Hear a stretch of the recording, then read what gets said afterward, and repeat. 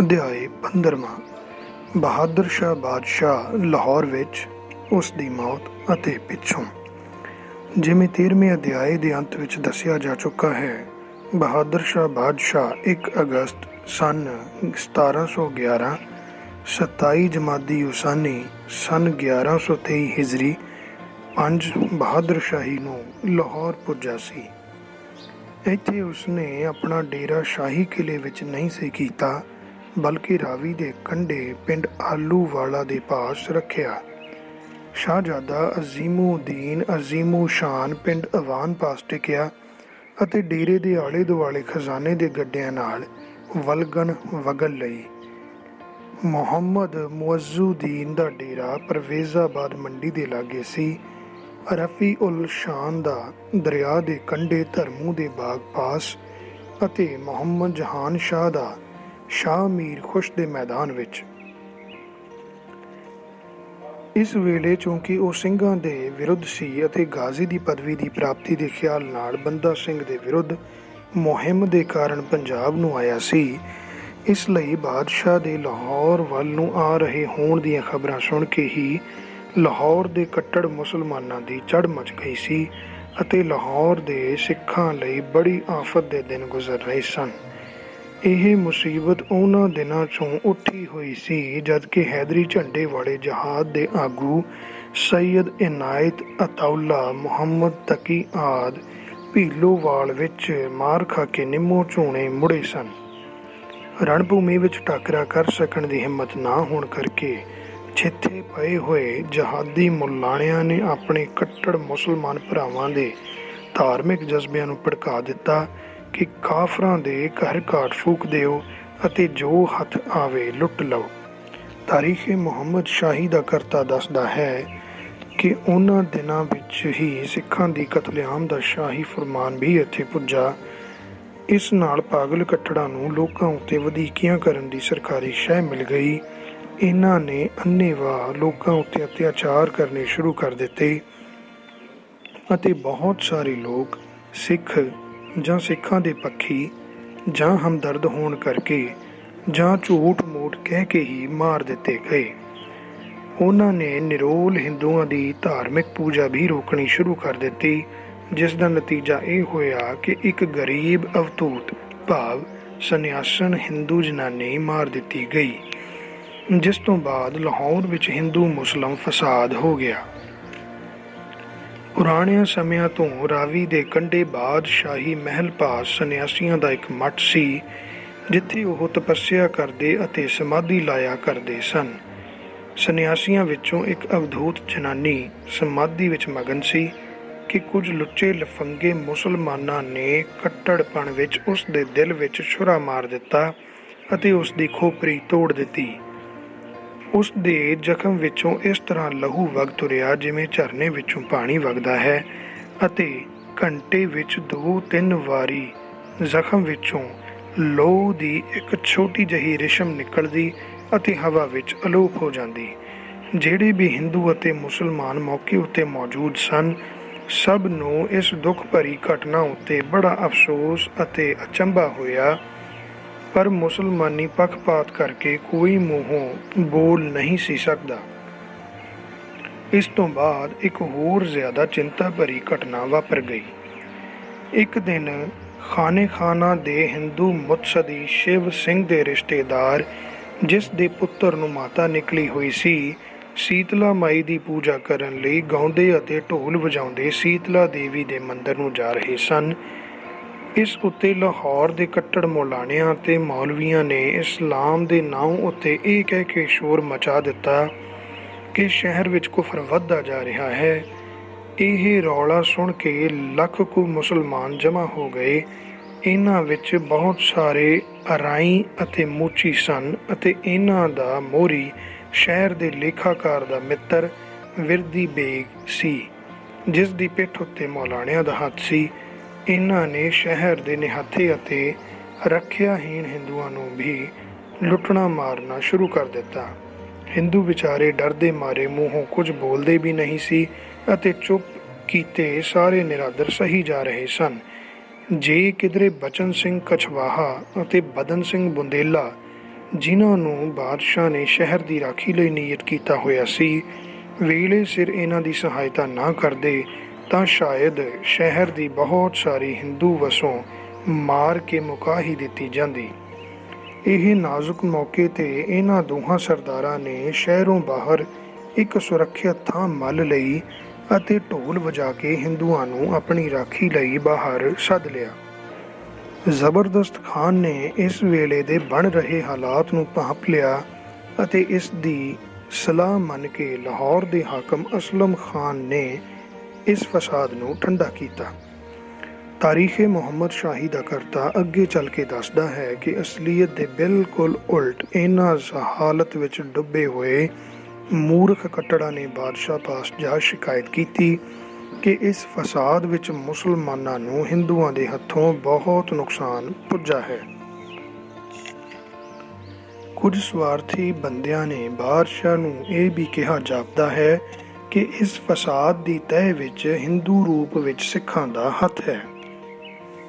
ਬਾਦਸ਼ਾਹ ਨੇ ਇਹਨਾਂ ਸ਼ਿਕਾਇਤੀਆਂ ਨੂੰ ਕੁਰਾਨ ਸ਼ਰੀਫ ਅਤੇ ਹਦੀਥ ਦੇ ਹਵਾਲੇ ਦੇ ਕੇ ਨਸੀਹਤਾਂ ਕੀਤੀਆਂ ਤੇ ਸਿੱਖਾਂ ਅਤੇ ਹਿੰਦੂਆਂ ਵਿੱਚ ਪਛਾਣ ਕਰਨ ਲਈ ਆਪਣਾ ਸ਼ਾਹੀ ਫਰਮਾਨ ਮੁੜ ਉਜਾਗਰ ਕੀਤਾ ਕਿ ਬਾਦਸ਼ਾਹੀ ਲਸ਼ਕਰ ਦੇ ਸਾਰੇ ਹਿੰਦੂ ਆਪਣੀਆਂ ਦਾੜੀਆਂ ਮੁਨਾ ਦੇਣ। ਦਾੜੀ ਅਤੇ ਸਿਰ ਦੇ ਕੇਸ ਹੀ ਦੋਹਾਂ ਵਿਚਕਾਰ ਜ਼ਾਹਿਰਾ ਪਛਾਣ ਦੇ ਚਿੰਨ੍ਹ ਹਨ, ਕਿਉਂਕਿ ਸੀਅਰੁਲ ਮੁਤਾਖਰੀਨ ਦੀ ਲਿਖਤ ਅਨੁਸਾਰ ਸਿੱਖ ਕਿਸੇ ਹਾਲਤ ਵਿੱਚ ਵੀ ਭਾਵੇਂ ਮੌਤ ਦਾ ਦੁੱਖ ਅਤੇ ਭੈ ਸਾਹਮਣੇ ਕਿਉਂ ਨਾ ਹੋਵੇ, ਆਪਣੀਆਂ ਦਾੜੀਆਂ ਜਾਂ ਸਰੀਰ ਦੇ ਕਿਸੇ ਹਿੱਸੇ ਦੇ ਵੀ ਰੋਮ ਨਹੀਂ ਕੱਟਣ ਜਾਂ ਮੁੰਨਣਗੇ। ਪਿਆਰੇ ਸਰੋਤਿਓ, ਇਹ ਬੜੀ ਕਮਾਲ ਦੀ ਗੱਲ ਪੜ੍ਹਨ ਵਾਸਤੇ ਮਿਲੀ ਹੈ ਕਿ ਸਿੱਖ ਕੌਮ ਦੇ ਬਾਰੇ, ਸਿੱਖ ਕੌਮ ਦੇ ਨਾਲ ਵੈਰ ਰੱਖਣ ਵਾਲੀ ਮੁਗਲ ਹਕੂਮਤ ਦੇ ਜਿਹੜੇ ਬੰਦੇ ਸੀਗੇ, ਜਿਹੜੇ ਲੇਖਕ ਸੀ, ਉਹਨਾਂ ਨੇ ਆਪਣੀਆਂ ਕਿਤਾਬਾਂ ਦੇ ਵਿੱਚ ਕੀ ਦਰਜ ਕੀਤਾ ਸਿੱਖਾਂ ਦੇ ਬਾਰੇ, ਉਹ ਕੀ ਸੋਚਦੇ ਸੀ, ਕੀ ਸਮਝਦੇ ਸੀ। ਮੈਂ ਦੁਬਾਰਾ ਇਹ ਲਾਈਨਾਂ ਪੜ੍ਹਦਾ। ਦਾੜੀ ਅਤੇ ਸਿਰ ਦੇ ਕੇਸ ਹੀ ਦੋਹਾਂ ਵਿਚਕਾਰ ਜ਼ਾਹਰਾ ਪਛਾਣ ਦੇ ਚਿੰਨ੍ਹ ਸਨ, ਕਿਉਂਕਿ ਸੀਅਰੁਲ ਮੁਤਾਖਰੀਨ ਦੀ ਲਿਖਤ ਅਨੁਸਾਰ ਸਿੱਖ ਕਿਸੇ ਹਾਲਤ ਵਿੱਚ ਵੀ ਭਾਵੇਂ ਮੌਤ ਦਾ ਦੁੱਖ ਅਤੇ ਭੈ ਸਾਹਮਣੇ ਕਿਉਂ ਨਾ ਹੋਵੇ, ਆਪਣੀਆਂ ਦਾੜੀਆਂ ਜਾਂ ਸਰੀਰ ਦੇ ਕਿਸੇ ਹਿੱਸੇ ਦੇ ਵੀ ਰੋਮ ਨਹੀਂ ਕੱਟਣ ਜਾਂ ਮੁੰਨਣਗੇ। ਤਾਂ ਇਹ ਸੋਚਣਾ ਬਣਦਾ ਵੀ ਅੱਜ ਅਸੀਂ ਕਿਹੜੇ ਹਾਲਾਤਾਂ ਵਿੱਚੋਂ ਗੁਜ਼ਰ ਰਹੇ ਹਾਂ। ਅੱਜ ਸਾਡੇ ਸਿੱਖ ਨੌਜਵਾਨ ਖੁਦ ਬ ਖੁਦ ਨਾਈਆਂ ਦੀਆਂ ਦੁਕਾਨਾਂ 'ਤੇ ਜਾ ਕੇ ਆਪਣੀਆਂ ਦਾੜੀਆਂ ਕਟਵਾਉਂਦੇ ਨੇ, ਕਈਆਂ ਨੇ ਸਿਰ ਦੇ ਕੇਸ ਵੀ ਕਟਵਾਏ ਨੇ ਤੇ ਕਲੀਨ ਸ਼ੇਵ ਹੋਏ ਵੀ ਘੁੰਮਦੇ ਨੇ। ਇਤਿਹਾਸ ਕਿਸ ਗੱਲ ਦੀ ਗਵਾਹੀ ਭਰਦਾ, ਅੱਜ ਅਸੀਂ ਕੀ ਤੋਂ ਕੀ ਹੋ ਗਏ ਹਾਂ, ਸੋਚਣ ਵਾਲੀ ਗੱਲ ਹੈ। ਅੱਗੇ ਡਾਕਟਰ ਸਾਹਿਬ ਲਿਖਦੇ ਨੇ, ਸ਼ਾਹਜਹਾਨਬਾਦ ਦੇ ਫੌਜਦਾਰ ਯਾਦ ਮੁਹੰਮਦ ਖਾਨ ਕਲੰਦਰ ਦੇ ਦਸਤੂਰਲ ਇਨਸ਼ਾ ਅਤੇ ਰੁਕਾਤ ਅਮੀਨੁਦੌਲਾ ਦੇ 5ਵੇਂ ਰੁਕੇ ਵਿੱਚ ਲਿਖਿਆ ਹੋਇਆ ਹੈ ਕਿ ਉਸੇ ਦਿਨ ਜਿਸ ਦਿਨ ਕਿ ਨਾਨਕ ਪ੍ਰਸਤਾਂ ਭਾਵ ਨਾਨਕ ਪੂਜ ਸਿੱਖਾਂ ਨੂੰ ਉਹਨਾਂ ਦੀਆਂ ਸ਼ਰਾਰਤਾਂ ਦੀ ਸਜ਼ਾ ਮਿਲੀ, ਸ਼ਾਹੀ ਹੁਕਮ ਜਾਰੀ ਹੋਇਆ ਕਿ ਸ਼ਾਹੀ ਲਸ਼ਕਰ ਦੇ ਸਾਰੇ ਹਿੰਦੂਆਂ ਦੀਆਂ ਦਾੜੀਆਂ ਕੱਟ ਦਿੱਤੀਆਂ ਜਾਣ ਅਤੇ ਸਾਰੇ ਸੂਬਿਆਂ ਵਿੱਚ ਹੁਕਮ ਉਜਾਗਰ ਕਰ ਦਿੱਤਾ ਜਾਏ ਕਿ ਕੋਈ ਬੇਦੀਨ ਭਾਵ ਗੈਰ ਮੁਸਲਿਮ ਲੰਮੀ ਦਾੜੀ ਨਾ ਰੱਖੇ ਅਤੇ ਜੇ ਕੋਈ ਅਜਿਹਾ ਮਿਲ ਜਾਏ ਤਾਂ ਉਸ ਦੀ ਦਾੜੀ ਪੁੱਟ ਦਿੱਤੀ ਜਾਏ। ਚੁਨਾਂਚ ਸਾਰੇ ਬਾਦਸ਼ਾਹੀ ਦੇਸ਼ਾਂ ਵਿੱਚ ਇਹ ਗੱਲ ਨਸ਼ਰ ਕਰ ਦਿੱਤੀ ਗਈ। ਬਾਦਸ਼ਾਹੀ ਕੰਪੂ ਵਿੱਚ ਇਸ ਹੁਕਮ ਨੇ ਇਹ ਰੂਪ ਧਾਰ ਲਿਆ ਕਿ ਫੌਜਾਂ ਦੇ ਦਿਓ ਕਦ ਸਰਦਾਰ ਨਾਈਆਂ ਨੂੰ ਨਾਲ ਲੈ ਕੇ ਗੰਦੇ ਪਾਣੀ ਦੀਆਂ ਚਿਲਮਚੀਆਂ ਸਮੇਤ ਗਲੀਆਂ ਅਤੇ ਬਾਜ਼ਾਰਾਂ ਵਿੱਚ ਜਿਸ ਕਿਸੇ ਨੂੰ ਦੇਖਦੇ ਨਿਰਾਦਰੀ ਨਾਲ ਉਸ ਦੀ ਦਾੜੀ ਮੁੰਨ ਦਿੰਦੇ ਅਤੇ ਉਸ ਦੀ ਪਗੜੀ ਅਤੇ ਜਾਮਾ ਲਾ ਦਿੰਦੇ। ਤਾਂ ਪਿਆਰੇ ਸਰੋਤਿਓ, ਇੱਥੇ ਇਹ ਗੱਲ ਬੜੀ ਹੈਰਾਨੀ ਵਾਲੀ ਸਾਹਮਣੇ ਆਉਂਦੀ ਹੈ ਜੋ ਅੱਜ ਦੇ ਜ਼ਮਾਨੇ ਨਾਲ ਮੇਲ ਨਹੀਂ ਖਾਂਦੀ। ਪੁਰਾਣੇ ਜ਼ਮਾਨੇ ਦੇ ਵਿੱਚ ਜਿਵੇਂ ਕਿ ਇਸ ਰੁਕਾਤ ਅਮੀਨੁਦੌਲਾ ਤੇ ਦਸਤੂਰਲ ਇਨਸ਼ਾ ਦੇ ਵਿੱਚ ਜ਼ਿਕਰ ਕੀਤਾ ਹੋਇਆ ਕਿ ਕਿਸੇ ਵੀ ਬੇਦੀਨ ਭਾਵ ਗੈਰ ਮੁਸਲਿਮ ਨੂੰ ਲੰਮੀ ਦਾੜੀ ਰੱਖਣ ਦੀ ਆਗਿਆ ਨਹੀਂ ਸੀ। ਭਾਵ ਪਹਿਲਾਂ ਹਿੰਦੂ ਵੀਰ ਵੀ ਲੰਬੀ ਦਾੜੀ ਰੱਖਦੇ ਸੀ। ਉਸ ਜ਼ਮਾਨੇ ਦਾ ਦ੍ਰਿਸ਼ ਦੇਖੋ ਕਿੱਦਾਂ ਦਾ ਸੀ ਤੇ ਅੱਜ ਦੇ ਜ਼ਮਾਨੇ ਦਾ ਦ੍ਰਿਸ਼ ਕੁਝ ਹੋਰ ਹੀ ਹੈ। ਅੱਗੇ ਡਾਕਟਰ ਸਾਹਿਬ ਲਿਖਦੇ ਨੇ, ਬਾਦਸ਼ਾਹ ਅਤੇ ਸ਼ਾਹਜ਼ਾਦਿਆਂ ਦੇ ਦਫ਼ਤਰਾਂ ਦੇ ਜਾਣਕਾਰ ਮੁਤਸਦੀ ਅਤੇ ਦੂਸਰੇ ਹਿੰਦੂ ਆਪਣੀਆਂ ਦਾੜੀਆਂ ਆਪਣੇ ਆਪਣੇ ਘਰੀਂ ਹੀ ਬੁਣਾ ਕੇ ਮਾਲਕਾਂ ਦੇ ਹਜ਼ੂਰ ਆਉਂਦੇ। ਚੁਨਾਚ ਇਹ ਗੱਲ ਵੱਧਦੀ ਗਈ ਅਤੇ ਦਿਨੋਂ ਦਿਨ ਉਦੋਂ ਤੱਕ ਜ਼ਿਆਦਾ ਹੁੰਦੀ ਗਈ ਜਦ ਤੱਕ ਕਿ ਬਾਦਸ਼ਾਹੀ ਡੇਰਾ ਲਾਹੌਰ ਦੇ ਲਾਗੇ ਜਾ ਪੁੱਜਾ ਅਤੇ ਤਖਤ ਉੱਤੇ ਬੈਠਣ ਦੀ ਰਸਮ ਲਈ ਤਿਆਰੀਆਂ ਦਾ ਹੁਕਮ ਜਾਰੀ ਹੋ ਗਿਆ। ਕੁਝ ਚਿਰ ਤੋਂ ਬਾਦਸ਼ਾਹ ਵੱਲੋਂ ਸ਼ੀਆ ਵੱਲ ਝੁਕਾਓ ਦੇ ਕਾਰਨ ਅੰਦਰੋਂ ਅੰਦਰ ਸੁੰਨੀਆਂ ਵਿੱਚ ਤੌਖਲਾ ਪੈਦਾ ਹੋ ਰਿਹਾ ਸੀ। ਸਾਰੀ ਹਕੂਮਤ ਦੀਆਂ ਮਸੀਤਾਂ ਵਿੱਚ ਬਾਦਸ਼ਾਹ ਲਈ ਜੁਮੇ ਦੀ ਨਮਾਜ਼ ਵਿੱਚ ਹਜ਼ਰਤ ਮੁਹੰਮਦ ਦੇ ਵਾਰਸ ਹਜ਼ਰਤ ਅਲੀ ਲਈ ਸ਼ਬਦ ਵਸੀ ਦਾ ਵਾਧਾ ਰੌਲੇ ਦਾ ਕਾਰਨ ਬਣ ਗਿਆ।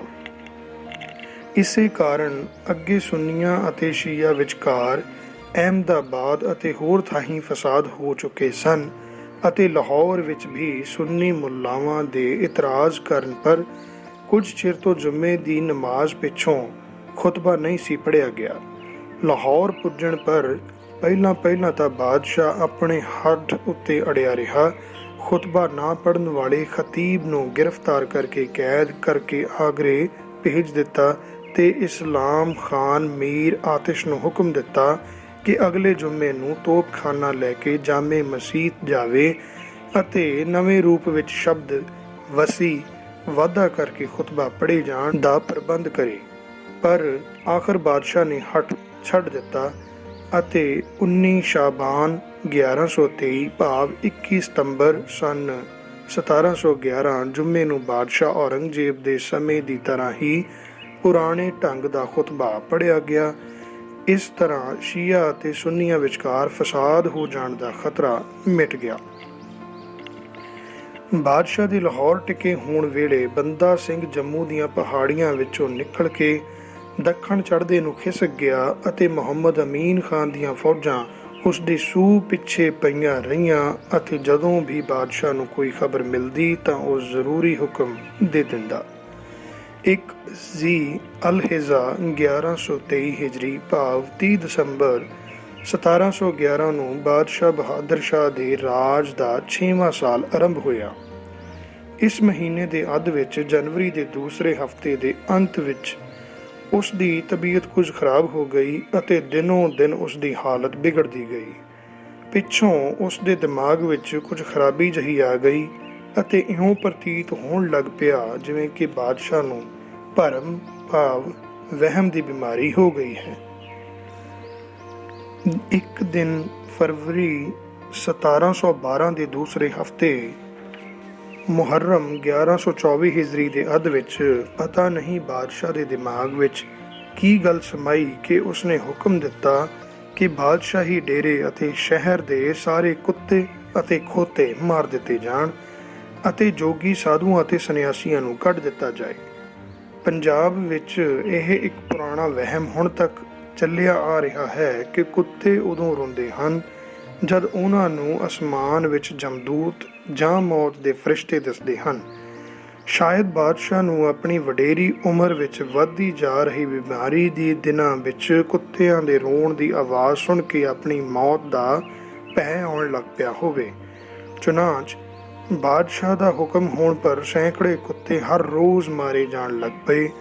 ਅਮੀਨੂਦੀਨ ਨੇ, ਜਿਸ ਦਾ ਤੰਬੂ ਦਰਿਆ ਦੇ ਕੰਢੇ ਉੱਤੇ ਸੀ, ਆਪ ਦੇਖਿਆ ਕਿ ਸਵੇਰੇ ਪਾਉ ਫਟਾਲੇ ਨਾਲ ਸ਼ਹਿਰ ਦੇ ਕੁੱਤੇ ਦਰਿਆ ਵਿੱਚ ਛਾਲਾਂ ਮਾਰ ਕੇ ਤਰ ਕੇ ਪਾਰਲੇ ਪਾਸੇ ਚਲੇ ਜਾਂਦੇ ਅਤੇ ਰਾਤ ਨੂੰ ਹਨੇਰੇ ਪਏ ਉਹਨਾਂ ਘਰਾਂ ਨੂੰ ਮੁੜ ਆਉਂਦੇ ਜਿੱਥੇ ਉਹਨਾਂ ਨੂੰ ਖਾਣ ਨੂੰ ਕੁਝ ਮਿਲਦਾ ਸੀ।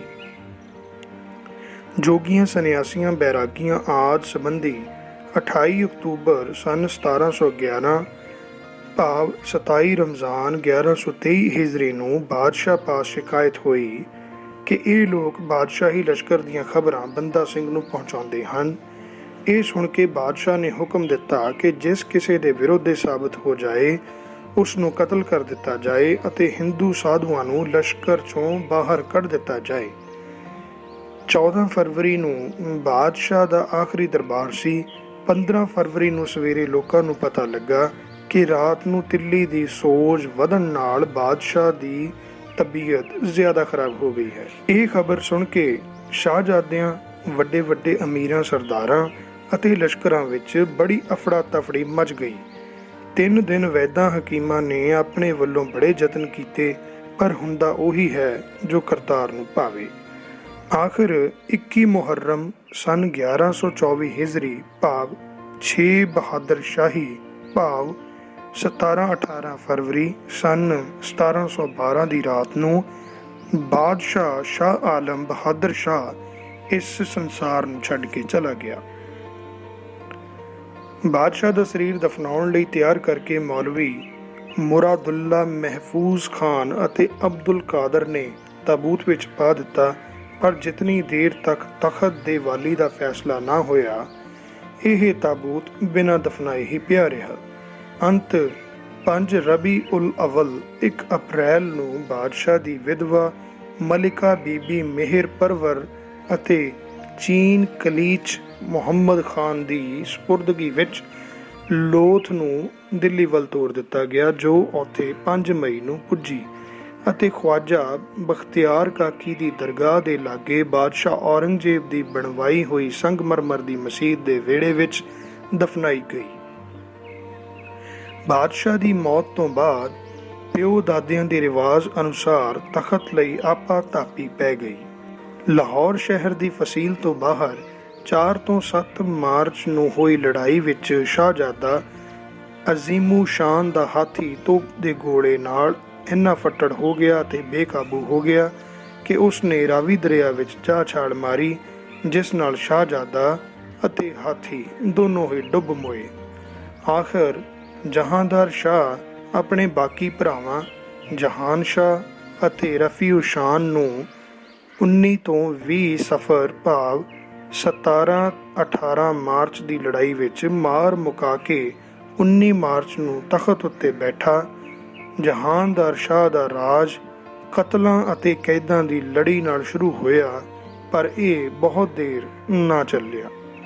10 ਮਹੀਨਿਆਂ ਪਿੱਛੋਂ ਸ਼ਾਹਜ਼ਾਦਾ ਅਜ਼ੀਮੂ ਸ਼ਾਨ ਦੇ ਪੁੱਤਰ ਫਰੁਖਸੀਰ ਨੇ ਉਸ ਨੂੰ ਹਾਰ ਦਿੱਤੀ ਅਤੇ ਸੈਯਦ ਹਸਨ ਅਤੇ ਅਬਦੁੱਲਾ ਦੀ ਸਹਾਇਤਾ ਨਾਲ 17 ਮੁਹੱਰਮ 1125 ਹਿਜਰੀ ਭਾਵ 2 ਫਰਵਰੀ 1713 ਨੂੰ ਆਪਣੇ ਚਾਚੇ ਨੂੰ ਮਾਰ ਕੇ ਤਖਤ ਉੱਤੇ ਬੈਠ ਗਿਆ। ਬਾਦਸ਼ਾਹੀ ਤਖਤ ਲਈ ਆਪਾ ਧਾਪੀ ਤੇ ਲਾਹੌਰ ਅਤੇ ਦਿੱਲੀ ਵਿੱਚ ਫਰਵਰੀ ਸਨ 1712 ਤੋਂ ਸਨ 1713 ਦੀਆਂ ਗਰਮੀਆਂ ਤੱਕ, ਜਦ ਕਿ ਅਬਦੂ ਸਮਦ ਖਾਨ ਨੇ ਸਢੌਰੇ ਨੂੰ ਘੇਰਾ ਪਾਇਆ। ਰਾਜ ਰੌਲੇ ਦਾ ਸਮਾਂ ਖਾਲਸਿਆਂ ਦਾ ਮੁੜ ਜ਼ੋਰ ਪੈ ਜਾਣ ਲਈ ਬੜਾ ਸਹਾਈ ਹੋਇਆ। ਦਸੰਬਰ 1710 ਵਿੱਚ ਲੋਹਗੜ੍ਹ ਕਿਲ੍ਹਾ ਖਾਲੀ ਕਰਨ ਪਿੱਛੋਂ, ਜਿਵੇਂ ਪਿੱਛੇ ਲਿਖਿਆ ਜਾ ਚੁੱਕਾ ਹੈ, ਬੰਦਾ ਸਿੰਘ ਬਹਿਰਾਮਪੁਰ ਰਾਜਪੁਰ ਦੇ ਲਾਗੇ ਜਾ ਨਿਕਲਿਆ ਸੀ, ਜਿੱਥੇ ਕਿ ਬਾਇਜ਼ੀਦ ਖਾਨ ਅਤੇ ਸ਼ਮਸ ਖਾਨ ਨਾਲ ਲੜਾਈ ਹੋਈ ਸੀ। ਇਸ ਲੜਾਈ ਵਿੱਚ ਸ਼ਮਸ ਖਾਨ ਤਾਂ ਥਾਂ ਹੀ ਮਾਰਿਆ ਗਿਆ ਸੀ ਅਤੇ ਬਾਇਜ਼ੀਦ ਖਾਨ ਇੰਨੇ ਬੁਰੀ ਤਰ੍ਹਾਂ ਘਾਇਲ ਹੋ ਗਿਆ ਸੀ ਕਿ 3 ਦਿਨਾਂ ਪਿੱਛੋਂ ਮਰ ਗਿਆ। ਇਸ ਤੋਂ ਬਾਅਦ ਬੰਦਾ ਸਿੰਘ ਨੇ ਕਲਾਨੌਰ ਅਤੇ ਬਟਾਲੇ ਦੇ ਪਰਗਣੇ ਜਾ ਮਾਰੇ। ਕਲਾਨੌਰ ਪੰਜਾਬ ਪਾਕਿਸਤਾਨ ਦੇ ਬਾਰਡਰ ਤੇ ਡੇਰਾ ਬਾਬਾ ਨਾਨਕ ਤੋਂ ਗੁਰਦਾਸਪੁਰ ਜਾਂਦੇ ਹੋਏ ਸੜਕ ਤੇ ਹੈ ਅਤੇ ਇਸ ਤੋਂ ਬਾਅਦ ਬਹਾਦਰ ਸ਼ਾਹ ਦੇ ਪੁੱਜਣ ਤੋਂ ਪਹਿਲਾਂ ਪਸਰੂਰ ਜਾ ਸੋਧਿਆ। ਪਸਰੂਰ ਸਿਆਲਕੋਟ ਪਾਕਿਸਤਾਨ ਵਿੱਚ ਹੈ ਅਤੇ ਰੁਸਤਮ ਖਾਨ ਅਤੇ ਮੁਹੰਮਦ ਅਮੀਨ ਖਾਨ ਦੇ ਸਾਹਮਣਿਓਂ ਪੜੋਲ ਕਠੂਏ ਵੱਲੋਂ ਨਿਕਲ ਕੇ ਜੰਮੂ ਦੀਆਂ ਦੱਖਣ ਚੜ੍ਹਦੀਆਂ ਪਹਾੜੀਆਂ ਵਿੱਚ ਜਾ ਵੜਿਆ ਸੀ, ਜਿੱਥੋਂ ਕਿ ਮੁਹੰਮਦ ਅਮੀਨ ਖਾਨ ਛੇਤੀ ਹੀ ਬੰਦਾ ਸਿੰਘ ਦਾ ਖੁਰਾ ਵੀ ਨਾ ਲੱਭ ਸਕਿਆ, ਪਰ ਉਹ ਸਿੰਘਾਂ ਦੇ ਮਗਰ ਜ਼ਰੂਰ ਪਿਆ ਰਿਹਾ। ਬਹਾਦਰ ਸ਼ਾਹ ਦੀ ਮੌਤ ਦੀ ਖਬਰ ਸੁਣ ਕੇ ਮੁਹੰਮਦ ਅਮੀਨ ਖਾਨ ਤਖਤ ਲਈ ਹੋਣ ਵਾਲੀਆਂ ਸ਼ਾਹਜ਼ਾਦਿਆਂ ਦੀਆਂ ਲੜਾਈਆਂ ਵਿੱਚ ਹਿੱਸਾ ਲੈਣ ਲਈ ਲਾਹੌਰ ਪੁੱਜ ਗਿਆ। ਇਸ ਵੇਲੇ ਸਿੰਘਾਂ ਨੂੰ ਮੁੜ ਹੱਥ ਪੈਰ ਪਸਾਰਨ ਅਤੇ ਖੁੱਸੀ ਹੋਈ ਤਾਕਤ ਨੂੰ ਮੁੜ ਕਾਇਮ ਕਰਨ ਦਾ ਸਮਾਂ ਮਿਲ ਗਿਆ। ਬੰਦਾ ਸਿੰਘ ਨੇ ਇਸ ਮੌਕੇ ਦਾ ਲਾਭ ਉਠਾ ਕੇ ਝਟਪਟ ਸਢੌਰੇ ਉੱਤੇ ਮੁੜ ਕਬਜ਼ਾ ਕਰ ਲਿਆ। ਸਢੌਰਾ ਯਮੁਨਾ ਨਗਰ ਹਰਿਆਣੇ ਵਿੱਚ ਹੈ, ਜਿਸ ਫੁਰਤੀ ਨਾਲ ਉਹ ਅੜਬੜ ਪਹਾੜਾਂ ਅਤੇ ਔਖੀਆਂ ਖੱਡਾਂ ਵਿੱਚ ਫਿਰ ਨਿਕਲਦਾ ਸੀ, ਉਹ ਹੈਰਾਨ ਕਰ ਦੇਣ ਵਾਲੀ ਸੀ। ਸਢੌਰੇ ਨੂੰ ਕਾਬੂ ਕਰਕੇ ਉਸ ਨੇ ਲੋਹਗੜ੍ਹ ਕਿਲੇ, ਜਿਹੜਾ ਕਿ ਸਢੌਰੇ ਤੋਂ 21 ਕਿਲੋਮੀਟਰ ਦੂਰ ਯਮੁਨਾ ਨਗਰ ਹਰਿਆਣੇ ਵਿੱਚ ਹੀ ਹੈ, ਇਸ ਕਿਲੇ ਦੀ ਮੁਰੰਮਤ ਕਰਵਾ ਲਈ ਅਤੇ 2 ਵਰ੍ਹਿਆਂ ਤੋਂ ਉੱਪਰ ਸਮੇਂ ਲਈ ਇਸ ਨੂੰ ਫਿਰ ਖਾਲਸੇ ਦੀ ਰਾਜਧਾਨੀ ਬਣ ਜਾਣ ਦਾ ਮਾਣ ਪ੍ਰਾਪਤ ਹੋਇਆ। ਪਿਆਰੇ ਸਰੋਤਿਓ, ਇੱਥੇ ਇਸ ਅਧਿਆਏ 15ਵੇਂ ਦੀ ਸਮਾਪਤੀ ਹੈ ਜੀ। ਭੁੱਲਾਂ ਚੁੱਕਾਂ ਦੇ ਲਈ ਖਿਮਾ ਬਖਸ਼ਣੀ। ਵਾਹਿਗੁਰੂ ਜੀ ਕਾ ਖਾਲਸਾ, ਵਾਹਿਗੁਰੂ ਜੀ ਕੀ ਫਤਿਹ।